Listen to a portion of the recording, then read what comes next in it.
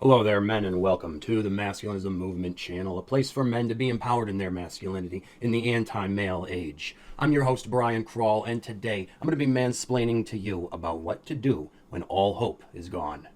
Do you ever feel hopeless, like there is just no hope left? Because we live in nihilistic, dystopian times, which is causing many people to feel that way. And you know what? They're right. And I myself have felt that way off and on for my entire life. And I found that sometimes giving up hope is smarter than believing in a delusion or becoming what Timothy Leary called a hope fiend. But once you've given up all hope and have no hope for the future or anything else for that matter, what are you to do? Because naturally you're going to feel hopeless and despairing and maybe even have this sort of sense of existential dread that can be very uncomfortable. Well, here's a list of things that you can always do as a last resort when all hope is lost. Besides doing something insane like going to church or, something like that to try to replace the hope that you lost with false hope. Fuck that. These are some things that have always worked for me when all hope was gone. And if you got nothing left to lose, they're certainly worth a try. Number 1, become a miser. Hoard your money and use it solipsistically. All right, invest in yourself above anyone else. Invest in things to create your own little comfortable bubble where you get to live your life in a sort of cushy way, however you want to, and have everything that you need in order to do that right there with you in your home. That's what I've done with my apartment. As you can see, I got like a hookah here. I got my fucking cigars. I can smoke indoors because I don't have anyone who lives with me. I am basically surrounding myself with everything that I could possibly want here. And I love it here. I don't mind getting snowed in during the winter or living in a sort of hopeless, desolate isolation and forced solitude. I got a library of books here to keep me busy, a library of DVDs over there, a library of music on my computer, a library of porn on there as well, a home gym over there, 5 guitars and some other instruments, and of course, the internet. And so I have everything that I need in order to live well and be happy right here in my 1-bedroom apartment. And anything else that I could possibly want, I can order and get it here within a week. Even in the winter, I basically don't even have to go out except for food. And once stocked up on food, I barely need to leave home. And with no hope in the world out there, why the fuck should I? Fuck it. As long as you're not isolating yourself too much and are stepping outside of your house and going for a walk or something at least every day, get the mail, spend some time in your yard or do once around the block at least or something, but you don't have to be a part of society. You can create your own little kingdom for yourself right in your own home. Or if you don't want to do that, maybe you're not much of a homebody or whatever, maybe you have some cabin fever you need to get rid of, and feeling hopeless and despairing and dreadful is just causing you to get restless, right, and have too much nervous energy. And then maybe what you actually need is number 2, run away from all of your problems. Literally, pick up and fucking move somewhere else. And the further away, the better. Ideally, you should go really far, far enough to put seemingly worlds between yourself and your old life, like time zones, for instance, states, maybe even whole countries or even continents if you can. So run away farther than your fucking legs can carry you, farther than a car can carry you. Do it on a plane or at the very least a boat. That's fucking fun, right? Seriously, I've done it multiple times before. I've done 2 world tours just out of pure wanderlust and being sick of being cooped up in my own small town. And I know that a lot of you guys out there know what that feels like, especially since COVID hit. We've all been isolated. So get out of your damn comfort zone and go somewhere far, far away. And if you can't fully move, then at the very least, take a vacation. I know you need it. And not in your own country either, or your own continent even. Go somewhere that would be considered exotic to your culture. Or somewhere so different that it will feel like you're in a whole new reality, because essentially you are. And maybe not even just a vacation, come to think of it. Maybe what you need to do is to keep traveling for a while. Travel around the world for, part of a year. Take a few months or so. If you can't afford to do that, maybe you do need to just pick up and move, right? Because one way or another, you need to do some sort of moving. And I know not everyone can do this right away, and this is a long-term solution. But moving to a different city, a city that is very different from your own, that will actually be a change of scenery, will literally change your life and make you feel like a new person living in a new life, because environmentally, you are. You're still you, though, so some of your emotional issues will come with you, but they may be easier to deal with when you are living somewhere better. And some of them you will actually leave behind because they are traumas that are tied to your hometown, and your brain associates them with that environment. Right? So you could possibly become a very much new person in your new location. Right? Because we are products of our environment, sociologically speaking. And you may find that while you don't have any hope in your hometown, you maybe can actually find it somewhere else. All right, so maybe there is hope for you somewhere other than where you're at now. Or maybe it will just be easier to cope with the issues that you inherently have while living somewhere that you actually enjoy being and are living a much better life in. And if you're feeling hopeless, better living is something that you should be focusing on a lot more than you probably have been, right? So you do need to go somewhere where you can do that. And that brings me to my next point, number 3, which is to become hedonistic and just enjoy all of life's pleasures, whatever they may be, whatever fits your fancy, be it indulgent food, alcohol, cigars, drugs, whatever your heart may desire. You don't really need to care for your health if you have no hope for the future, so go ahead and spoil yourself. I love treating myself to cigars. It's one of my guilty pleasures. As I've talked about before, I love collecting all sorts of them. I've even flavored some myself here in this humidor using coffee beans. See? So they're coffee flavored cigars that I made, and I've also experimented with all sorts of other drugs and vices and such. We all have our guilty pleasures. For other guys, it's things like donuts or whiskey or prostitutes, coke, or whatever the fuck it may be. You don't need to feel guilty about indulging in it anymore, because guilt is for people who actually give a fuck. And giving a fuck is for people who have something to hope for and to give a fuck about. But without that, fuck it. Do whatever the fuck you want. Indulge your fucking heart out. Nothing matters anyway, so you got no reason not to indulge your every desire. For what else is there to do in life? Right? What else is there to live for besides hedonic fulfillment? And if you're an ethical person, it doesn't have to be done in an unethical way. It doesn't have to be done with rampant consumerism or reckless abandon or at anyone else's expense. You can indulge in hedonism ethically, like Epicurus and his Epicurean hedonism, that is about trying to mitigate the pain and suffering of life and make it more comfortable, which is something that we need when life is very uncomfortable. And obviously our lives have become too difficult for us to endure. So much so that we've lost all fucking hope. So we actually do need more comfort at these times, right? And hedonism is about making your life as comfortable as possible, or need be. And why not? We've suffered enough. You know, you can actually live very well and get a great deal of enjoyment and pleasure out of life if you actually try, which you can especially do without hope, because you don't have to give a fuck about anything else and can just feel free to focus on indulgence and being as hedonistic as you want. Which leads me to the next thing, number 4, fulfill all of your wildest fantasies. Whatever secret, hidden, dark desires you may have been suppressing and keeping deep within your subconscious mind for your whole entire life, you can go ahead and fulfill shamelessly. Are you a secret deviant of some sort? Free yourself of shame and let yourself become completely unrepressed and liberated. If you have nothing else to live for, the best thing you can possibly live for is to fulfill all of your fantasies, no matter how extreme they might get, assuming that they're legal and aren't going to be hurting anyone else, right? But fulfilling all of your desires and fantasies is practically what America was built on. And when that is the goal that you are pursuing, you can live a very fulfilling life. Again, especially with no hope left. Just don't start attaching hope to any of the fantasies, right? It's just something you are doing for fun in order to basically fill the time, right? So you don't want to become married to any one crazy, wild, fantastic idea that may not come to fruition exactly the way that you want it to, because as I've found, some fantasies can actually be disappointing when you fulfill them. Like with many of my travels to exotic places, when I got there, they actually felt pretty normal and didn't actually feel as fulfilling as the fantasy that I had imagined. So just keep that in mind and remind yourself. Don't start attaching any hope to any of your fantasies. Remember, this is something you're doing just for fun. And my next suggestion, number 5, is to become an adrenaline junkie. One of the best ways to really live to the max is by facing your fears and doing some extreme sports and activities like skydiving that will give you a tremendous adrenaline rush and make you feel super high on life. Activities that make you feel like you are having a brush with death are perfect for this, as they will definitely help you to put your life into perspective and remind you that it is worth living and something that you value. In fact, as long as you're into doing stuff like this and fulfilling your deepest desires, what you should really do is number 6, make a bucket list, and then turn that into a to-do list, which you then turn into events on your calendar that you are actually doing. Seriously. Make a actual written bucket list and then put little dashes in front of them for you to check off, and then start routinely scheduling these items into your weekends, like every weekend if you can. Make a bucket list and start checking items off of it, and your hopeless life will be pretty much fucking awesome. Or did you have something better to do, big shot? Because the only other way to get that kind of adrenaline rush would be my next suggestion: drugs. I've got a video on them coming soon, but until then, let me just say that I highly recommend weed. In fact, I'm going to smoke some right now.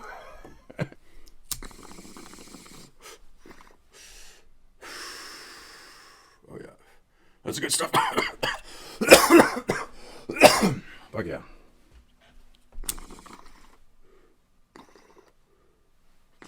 And treating yourself to a nice bubbler like this and smoking some really good weed out of it will certainly make you feel a lot better. And when you don't have anything to look forward to, weed can certainly make life feel much more worth living because you always have your next bowl to look forward to. And it is hard to feel bad when you are high. Generally, it makes you feel really fucking good, though. It's not impossible to feel bad when you're high. It's just something that, you would have to be really good at feeling bad to feel bad while high. And if you need more than just a bowl of some nice weed, you know what I suggest? The next one, number 8, which is to throw yourself a whole party. Yes, literally just for you. Party like it's the end of the fucking world and this is your last day on Earth. Party harder than you ever have before. Party so hard that you feel like you're in a fantasy. And if you have no one to party with and don't know how to party alone, don't worry, I've got a video coming out on that very shortly. But you don't have to be alone if you don't really want to, because you can always hire some hookers and then you can have a real Romanesque orgy kind of a party. So party like it's Saturnalia. Party like it's Woodstock 1969. With an emphasis on the 69. And when you are done with the party, plan another. Exploit every possible holiday and every other excuse you can make to throw yourself a party. Throw yourself feasts and celebrations to rival the gods. Get yourself all the best food and drink and party favors, drugs. And party with reckless abandon.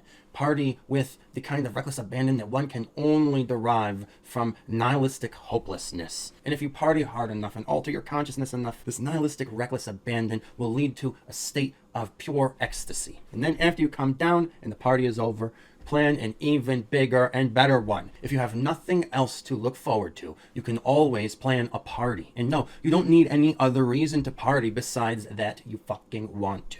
You could even do it every weekend if you wanted. Some people do. And that's one of the things I used to do all through my 20s, in order to make my life feel worth living. But what about between the parties, like on weekdays? Well, that leads me to number 9. You're going to need some good hobbies and other fun activities to do. So start experimenting with all kinds of different shit to entertain yourself with, so that you can find some hobbies that you enjoy doing. And not just one either. You need to find multiple activities that you enjoy and can use consistently to keep yourself entertained. And no, your cell phone doesn't count, okay? It has to be an actual activity, something that you do, that you perform. For instance, I just bought myself a 7-string guitar that I'm supposed to get tomorrow, and I'm really happy about that. And I've been focusing on learning guitar a lot more these days. And in doing so, I'm finding that keeps me occupied for multiple hours a day. All right, so that's time that I do not spend feeling hopeless and despairing, but rather the opposite. I'm feeling quite stimulated and contented and enjoying myself in that time. And so being able to do that for multiple hours every day is a great thing. And that's something you need to try to find for yourself. But the problem is that most people don't know how to find new hobbies because they don't know what's out there, because they live in a bubble and never try anything new. So it all starts by trying all kinds of things consistently. Make trying as many new things as you possibly can your pursuit or your purpose in life. Consider your mission to try as many new things as you can this year. How many new things do you think you can try in 1 year? 100?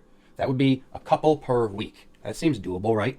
Though maybe that's not even enough if you have a lot of time to fill.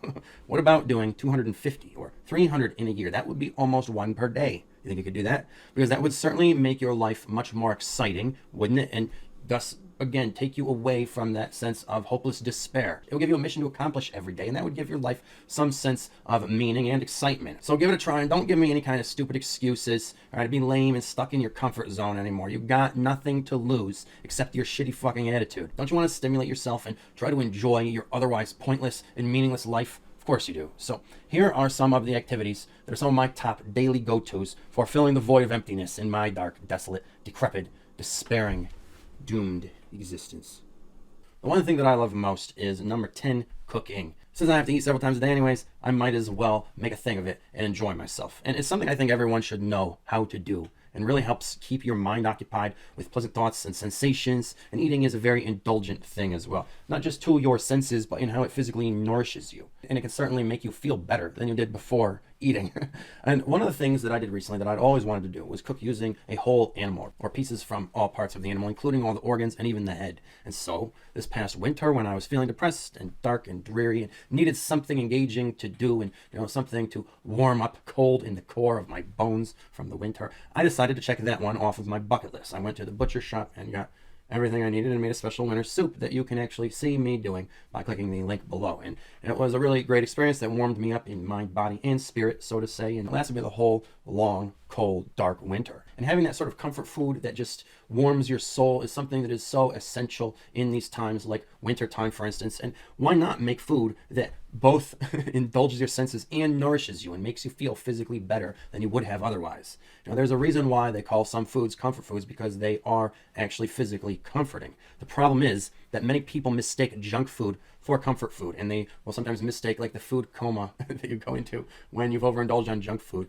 with that sense of comfort, right? But that's not the type of comfort you should be going for, if that is even comfortable, right? For food to be actually comforting, it has to be good for your body, right? So make sure your food is actually healthy for you. Otherwise, you're gonna end up feeling worse and not better, because you are what you eat, right? So if you eat garbage, that's what you're gonna feel like. So focus on eating food that is both indulgent and healthy, or at least not too unhealthy all of the time. How about that?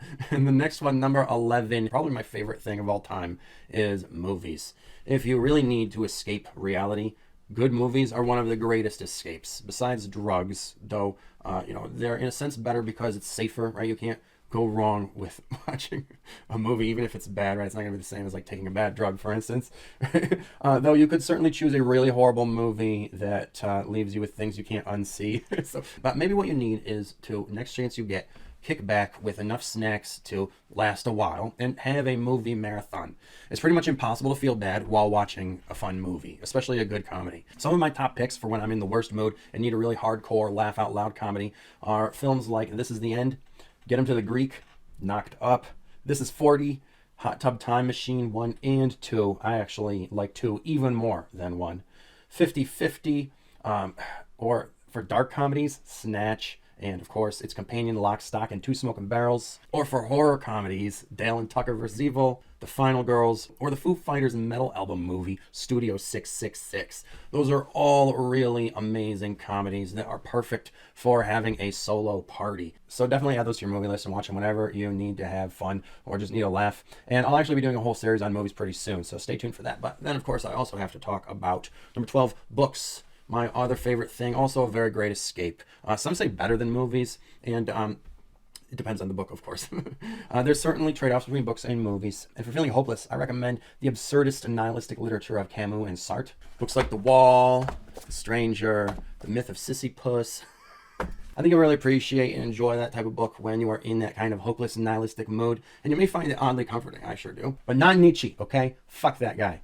Fuck him and his stupid writing. And if you are looking for a good read of this sort, check out some of the books that I've written, linked below, as they will certainly help you to escape your shitty reality. Such as my book of metaphysical, mystical, mind-altering poetry, detailing my experiences with psychedelics and entheogens, Spiritual Apocalypse, Surreality. It doesn't get more spiritual and fantastic than this. Unless you were to read my esoteric philosophy book, The Bible of Esoteric Knowledge, which has everything a philosophy nerd needs, from Eastern philosophy to shamanism, to metaphysics, to theoretical physics, and more. All written in verse format, just like the Bible. It's a very dense, information-packed read. And my hot new true crime book, The Italian-American Mafia, A Socio-Political Perspective, which teaches you everything you need to know about Cosa Nostra and looks at it through an academic, social science, and political lens. It's a very fascinating read that tells you all of the awesome mob stories that you need in order to excite you, while also teaching you things that you can actually learn from the Mafia as well. So make sure you got yourself some good books. Every man needs a good library. Otherwise, he's probably not going to end up becoming as wise as he wants to be as he grows and ages and ought to be doing so. And then number 13, my other favorite thing besides movies and books is, of course, music. It's also such a great escape and is also very good at stimulating emotions, right? So you want to use that to your advantage. And if you're feeling a way you don't want to feel, you can use music to stimulate some other emotions that you do want to feel. And I've found that heavy metal music is probably the most stimulating and provides a very visceral, dark, emotional release that can really help you to get out your negative energies and your anger, which is something that us black pillars really need, especially if you are getting that sense of existential angst and dread that goes along with nihilism and hopelessness. And if you really need it, you may actually want to do music as more of an actual art therapy, which music can be, okay? You would just have to get yourself a musical instrument that you want to learn and get yourself a professional music therapist and potentially a music teacher as well. If you were to do what I do and learn to play guitar, you could literally shred your anger and other feelings through the strings. That's what I do. I love it. Practicing guitar is literally central to every single day of mine, in spite of the fact that it's not work that I can profit off of.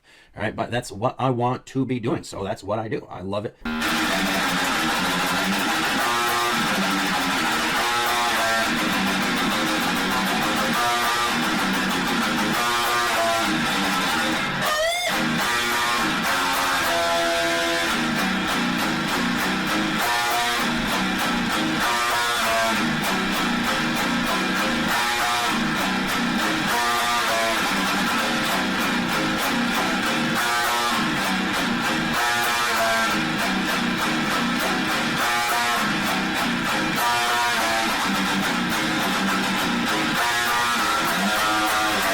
And if you don't want to learn guitar, but you are a music lover, then at least choose some sort of musical instrument to try learning. It will keep you emotionally engaged for hours every day. And playing a musical instrument is also very therapeutic, even without an actual music therapist. It's like taking your feelings and channeling them into your instrument, which transmutes them into sounds that then emotionally stimulate you in better ways. So maybe you can't be perfectly happy with your life. Maybe you don't have hope, but you can at least have fun doing things like playing a musical instrument. Or if you can't, you could at least start going to concerts of the bands that you've always wanted to hear and never have yet. And if you aren't into live music, you should at least get yourself a nice stereo system and speakers to experience all of the great sound. After all, a life without a good soundtrack isn't much of a life at all. And maybe your problem is that your life hasn't had the right soundtrack. Maybe you need to change your tune to a little good old-fashioned rock and roll. Talking about the Rolling Stones, Led Zeppelin, Jimi Hendrix, Black Sabbath, AC/DC, Iron Maiden, Motorhead, Guns N' Roses, Metallica, Slayer, Megadeth, Anthrax, Pantera, Meshuggah, Testament, Max Cavalera, Slipknot, Tool, Soundgarden, Audioslave, Nirvana, Radiohead, Foo Fighters, Muse, Nine Inch Nails, Rage Against the Machine, whoever. Listen, if you're not rocking out on a daily basis, no wonder you're depressed and you feel hopeless. Your brain needs some electricity, so plug it into some electric guitar. If your dick is not rock hard, it can only be because you need to rock harder. So be more metal. Get yourself some more music and rock harder and louder and longer than you ever used to. Put on an album and turn up the volume to 11 and rock out with your cock out. And better yet, grab yourself a guitar so you can actually jam along.